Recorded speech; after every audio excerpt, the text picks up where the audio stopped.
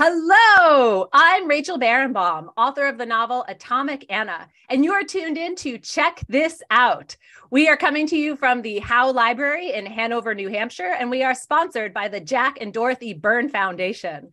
We're here to bring you books and authors that we think you should be reading and talking about. And if you love these books as much as we do, which we know you will, please go to your local library and check them out, or go to your local bookstore and buy a copy.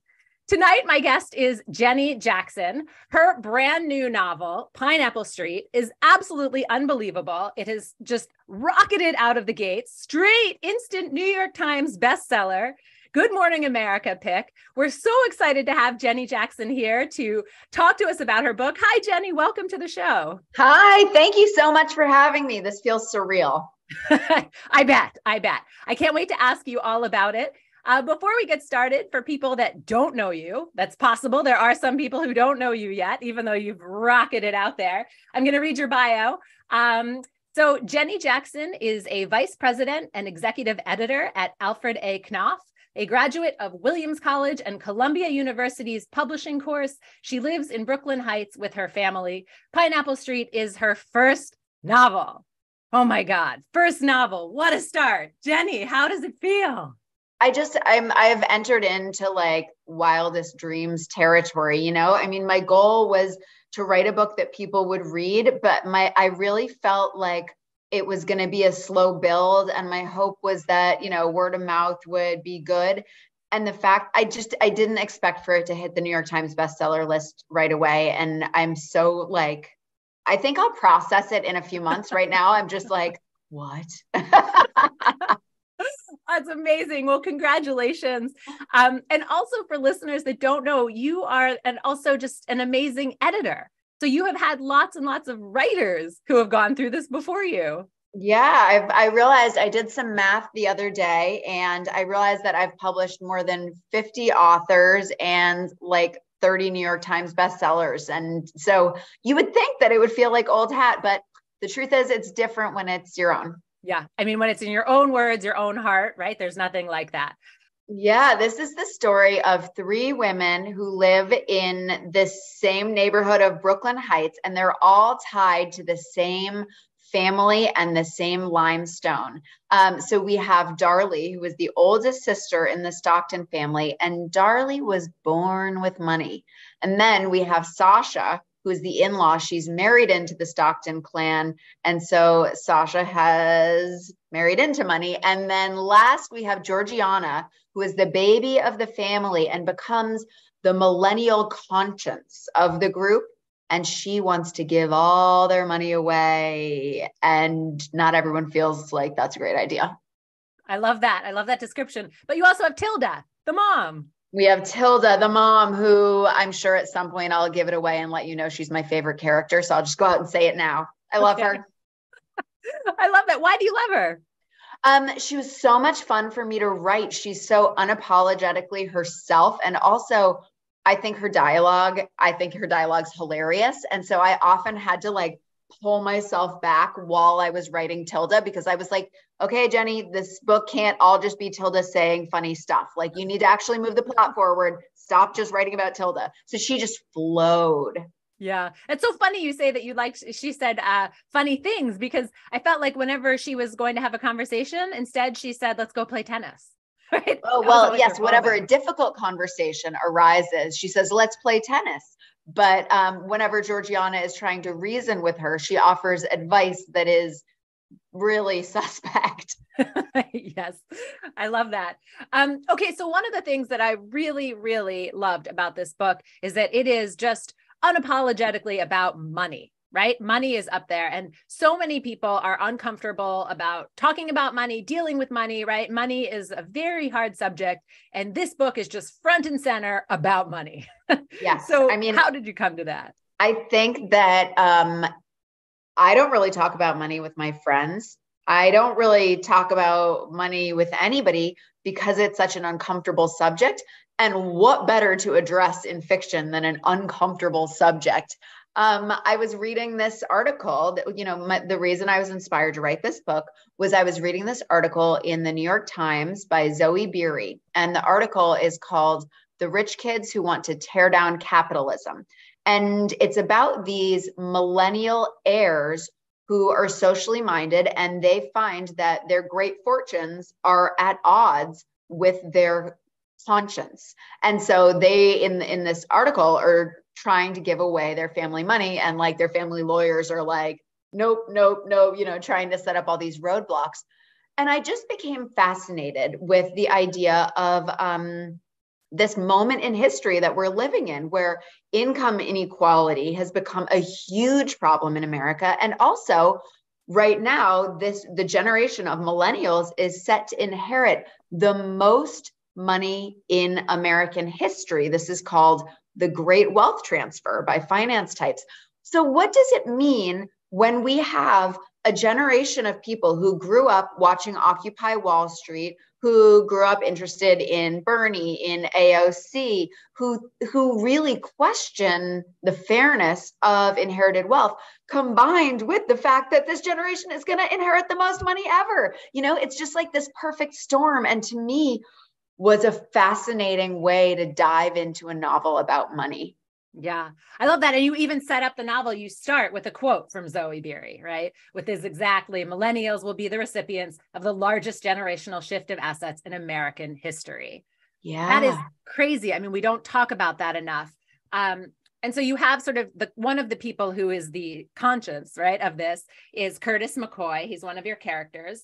And one of my favorite quotes in the book is he's profiled in a publication. And he says, this is about page 205, "People like me shouldn't exist.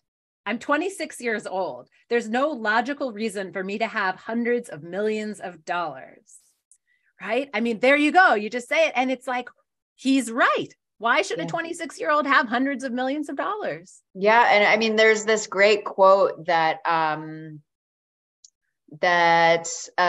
Buffett has given, where he says, your lot in life should not be dictated by your membership to the Lucky Sperm Club. And that kind of says it all, like, no, you shouldn't be born with such drastic advantages and disadvantages. But here we are. Yeah. And then you don't offer solutions, which I also like, right? You're not like, this is what we should do about it. I know. I'm so sorry, but I don't have a solution. But we're not going to find one easily. And no, I mean, the solution is tax code, but that's really like, that's not like the sexy stuff of fiction. Let's be honest. I'm not going to write a tax code novel. So instead, I'm going to grapple more with the emotional side of it. Right. Well, so we have Curtis's, sort of one extreme. He has a couple $100 million, maybe $1 billion, right? But then you also have characters in here who are making, 7 figures, right? Comfortable 7 figures. And then you have a quote in here with them talking about everyone they know is also making that kind of money and spending that kind of money. And even when they have more than they could realistically need in a lifetime, it doesn't feel like they have enough.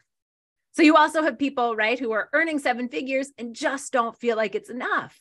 Oh yeah, my God. It's a keeping up with the Joneses thing. And I think also there must be some kind of addiction, because I think that when all of your peers, the people who you respect, are earning money, I can see how, if you're a finance type, if you're a hedge fund or whatever, you start to equate success and a sense of worth with earning. And this is something that Darlie, the oldest sister, really grapples with, because Darlie is an intellectual. She is a finance type. She went to business school. She took a job working at an investment bank. She's passionate about aviation. She's an av geek. And she had a high-flying career until she had 2 children in rapid succession and couldn't do it. She could, and I mean, I had 2 small children, and I have 2 smallish children. And there does come a point for a lot of mothers where working an extremely demanding job while also breastfeeding, while also getting woken up a zillion times in the night, it's unsustainable. So Darlie drops out of the work world. And for her, it is a huge loss of her sense of self. And the money is some of it, because her husband is earning money. She's not earning money. and it messes with her sense of worth. And so, you know, whether it's people earning, you know, seven figures and thinking it's not enough, or whether it's people who just start to equate earning with value, it's really tied up in a lot of people's psyches. Yeah. So I love that you brought up Darlie and this question of, you know, her having, you know, quitting her job and depending on her husband, because she also gives up all of her money, her trust fund, right? She says she's not going to take it for complicated reasons. People can read to talk about that. But I love there is this feminist aspect to this book where she talks about how, you know, when she comes back from maternity leave, the men around her, the boys, right, are saying, "How was your vacation?" Yep. And that just hits so close to home, no matter how much money you have, right? Yep. People around you think that maternity leave is vacation. And when she is trying to pump because she wants her babies to have breast milk, they make mooing noises as she walks through the bullpen carrying her cooler. And for any of us who, you know, have tried to work while giving our children breast milk, it's really not acceptable yet in corporate America, you know, and especially if you're traveling. I mean, like, I pumped in an airplane bathroom at one point. There was a line of angry people trying to get in. I kept my milk behind like the concierge desk at a hotel. I mean, our culture is just not designed for this. It's a mess. Right. Even when you have all the money in the world, right? It's still not working. So I love that you brought that up. So some of the other universal themes beyond money in here, of course, are family, right? And what it's like to marry into a new family. Talk about that theme. Sasha's sort of the outsider. Sasha's the outsider. And, you know, I think I came to this because of the pandemic. You know, I live here in Brooklyn, and a lot of us with young children fled New York at the height of the pandemic. It just didn't feel like we could keep our kids safe. And so I took my children to my in-laws in Connecticut. My in-laws are not like the in-laws in this book, but I just spent months living with a family that was my family, but not my family of origin. And, you know, sometimes they would do things like before they eat their vegetables, they wash them with soap. My family does not do that. They use the microwave where I use the steamer. I mean, like, there are a million things that other people's families do. And I just felt on a daily basis, this is so interesting how no matter how loving another family is, you're never really totally the same family. And so that was sort of a spark for me. And with Sasha, it's much more complicated because for her, class is a huge issue. She's from a middle-class family. And while they are saying the right things, they are not totally accepting of Sasha. And then there are just these hilarious moments that aren't even necessarily class, but like when Sasha is drinking a bubbly water out of a can instead of a glass, her mother-in-law is horrified. Or in one of my favorite moments, they're at a restaurant and Sasha orders a soup that comes in a bread bowl and starts to rip off the bread and eat it. And her mother-in-law is like, "You're eating the bread?" That was great. That was a good scene.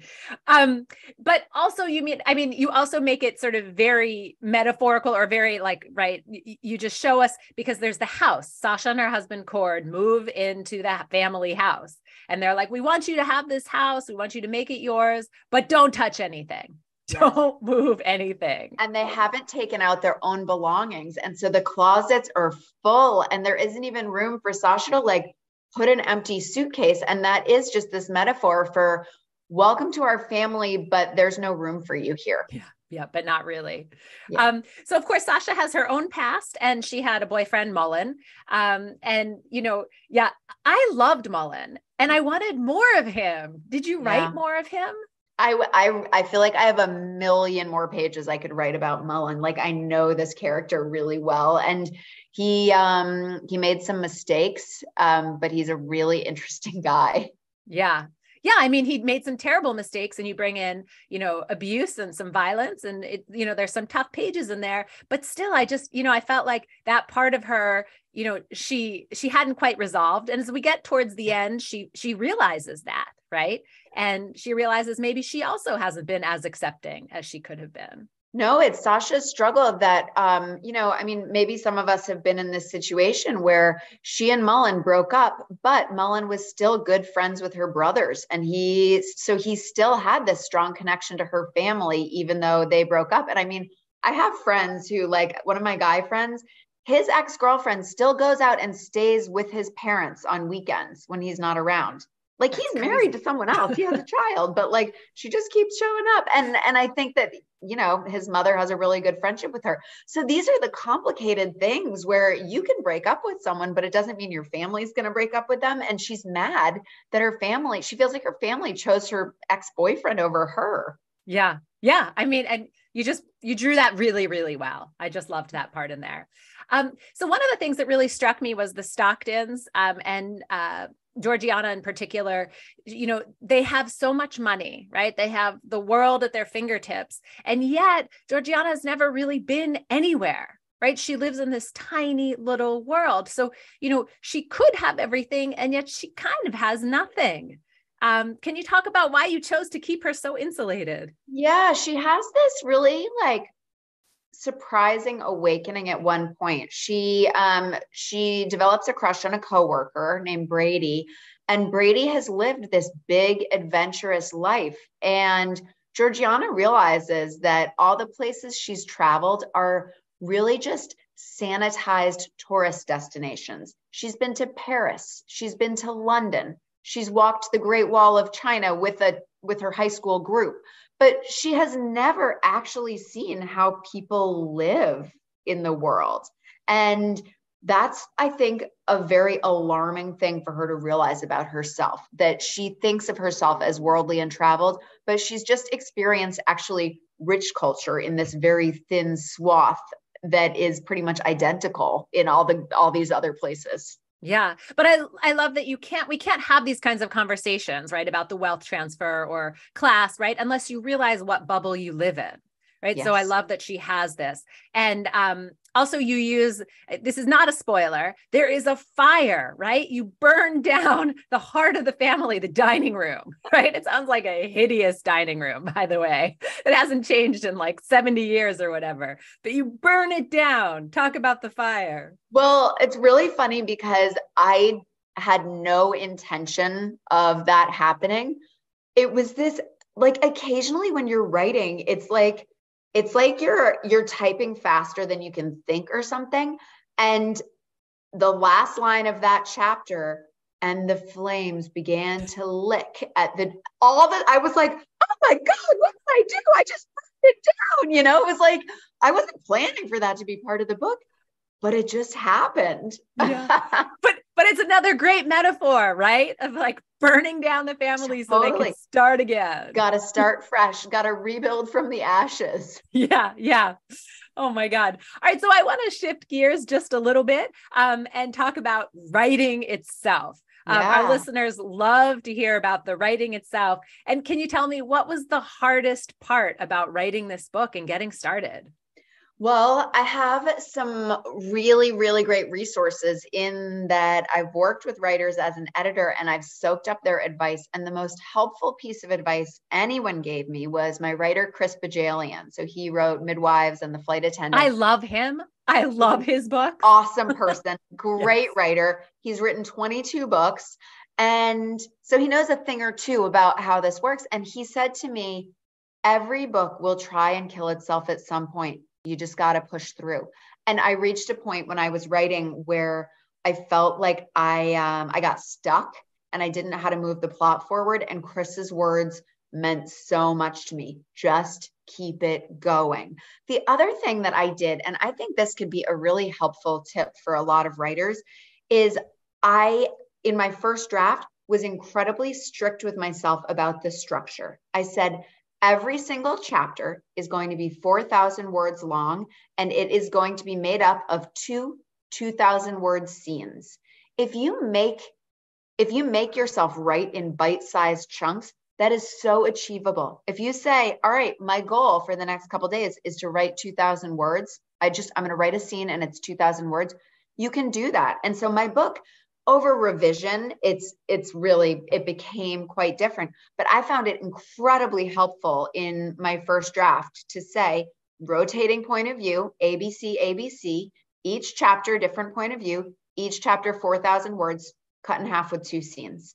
And it just, giving yourself a structure like that is very motivating and also keeps it from feeling overwhelming. That is the most specific writing advice I've ever heard, and very actionable.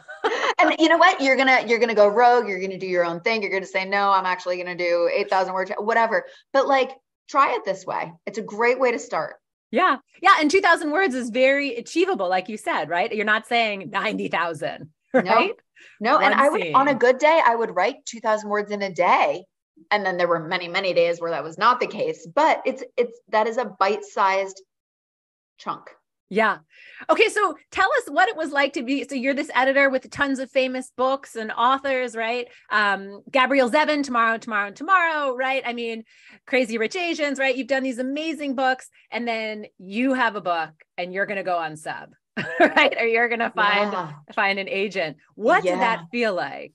Well, so one of the first things I did is I called my writers and I told them that I had written a book and that I was going to try and sell it, because I think that they have placed such an incredible amount of trust in me as their editor. And I felt like I just wanted them to know, like, yeah, this is something I'm trying. I'm not leaving you. I'm still your editor. I'm just like, this is a little voyage I need to go on, but like, I'm staying at Knopf. I'm staying your editor. And it was so moving how supportive all of my writers were. And I got to tell you, if the book had gone out on submission and nobody had bought it, I would be glad to be able to go back to my writers and be like, wow, that really felt bad. And they would be like, yeah, rejection stinks, because every writer experiences rejection at some point. So it would have, I think in some ways, maybe I would have felt like crummy having told them that I was trying something and it failed. But like, my writers, I have such amazing, amazing people like that I work with, that they would have been so supportive about it. And it kind of would have been great too. Yeah. So you were famously sympathetic, right? And like kind to your authors. I mean, of course, you still have to tell them, right, this stinks or whatever, rewrite for me. But now, right, the tables were turned. You were on the other side. You're getting, feedback that, your editor is saying, cut this, whatever. How did it feel? And how has it changed you as an editor? Well, hilariously, I knew that I wanted to work with an editor who I was a little bit afraid of. I wanted to work with someone where I'm like, I'm going to do what she says, And so I was so lucky to work with Pamela Dorman, because Pamela's been doing this longer than me. She is a wonderful person. She's turned into a good friend. Bad news, I'm not scared of her anymore, but I knew I was going to do whatever she told me, because she is so clear. She's upfront. She knows what she thinks, and she knows how to make books work. And so I went into it being like, all right, I trust Pamela. Like, I just trust her. She partnered with an amazing Canadian editor, Nicole Winstanley, an amazing UK editor, Venetia Butterfield. The three of them worked together on their editorial notes. I have to tell you, the first editorial letter they sent me was 18 pages long. That is the longest editorial letter I have ever heard of. How long are your letters usually, to give us context? 3 pages, maybe 5. Like, that's normal. Just hope everyone heard this, right? 3 to 5 is normal. Jenny got 18 pages of comments. 18. And I did what I call a protective read, which is when you like skim your eyes over it to be like, what is the big picture? But I like can't even take it in right now. And then I put it down, and I thought that what I was doing was pouting, and there might've been some of that, but also I think some of what I was doing was like letting the back of my mind start to consider how I was going to implement those changes, and it was really hard. I mean, as an editor all the time, I meet with writers who are like, I love revision. I love edits.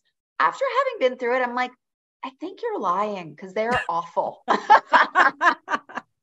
Oh, I love the honesty. So how has it changed you as an editor other than that?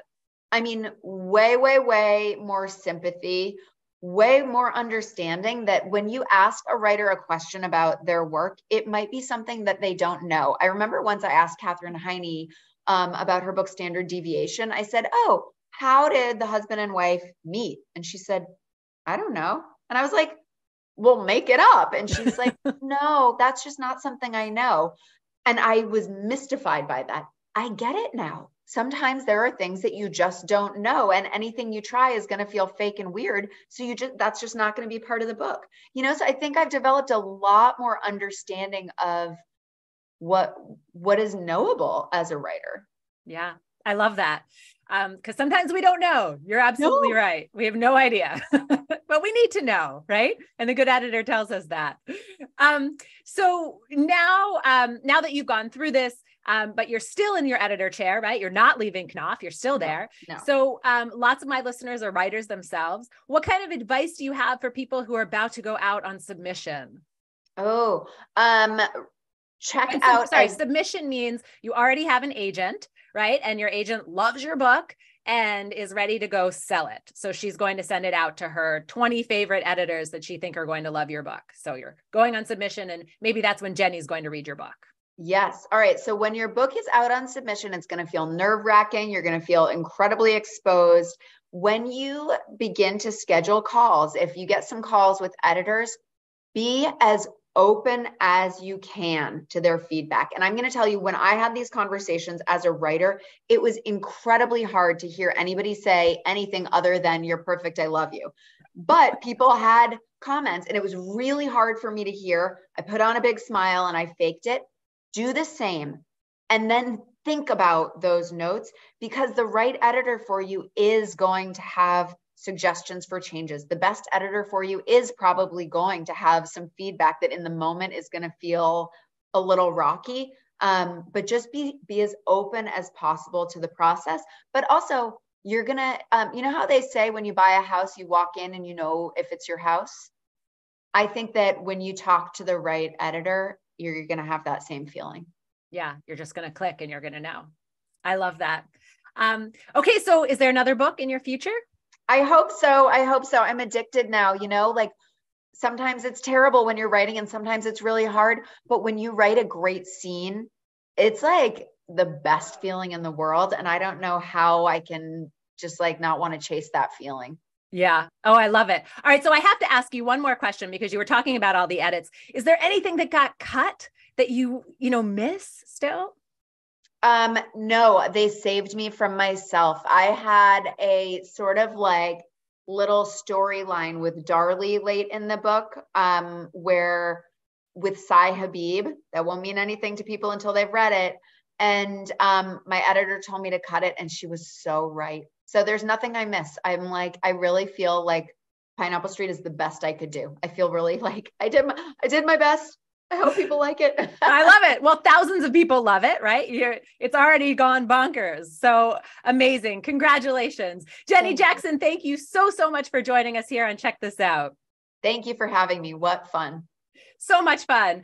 You've been tuning in to Check This Out with the How Library. Thank you to our producers extraordinaire, Jared Jenish and Megan Coleman. Thank you to our sponsors, the Jack and Dorothy Byrne Foundation. Tune in again next month. April 12th, we have Priya Guns joining us with Your Driver is Waiting.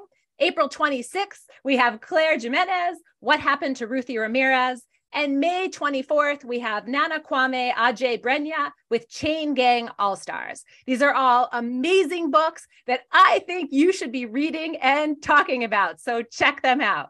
Thank you for joining us. Good night, everybody.